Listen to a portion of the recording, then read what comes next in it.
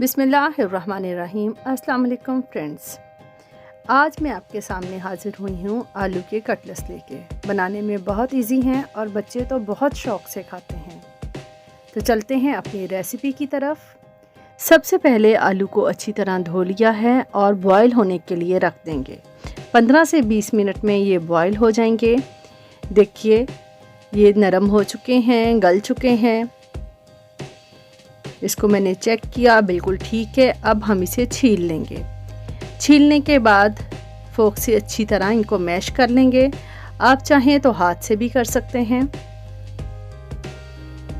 सारे आलू एक एक करके हमने मैश कर लिए।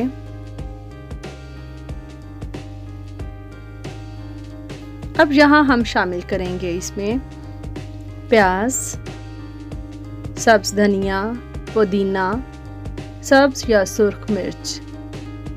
इनको धो लिया और इनकी कटिंग कर ली। प्याज को चॉप कर लिया है, धनिया मिर्चें पुदीना की कटिंग कर ली है और अच्छी तरह धो लिया है। इसके अलावा शामिल कर रहे हैं हम सफ़ेद ज़ीरा, सुर्ख मिर्च कुटी हुई, नमक, काली मिर्च। सारी चीज़ों को अच्छी तरह मिक्स करेंगे। आप इसमें अनारदाना भी डाल सकते हैं। मिक्स करके हमने ये मसाला तैयार कर लिया और इस तरह गोल करके कटलेट्स बना लिए।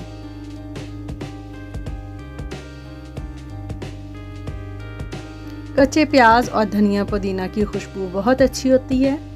अब हम इसमें अंडा लगाएंगे और इसको फ्राई करने रख देंगे। 2-4 मिनट में ये फ्राई हो जाएंगे और खाने के लिए रेडी। तो कैसे लगे आपको ज़रूर बताइएगा।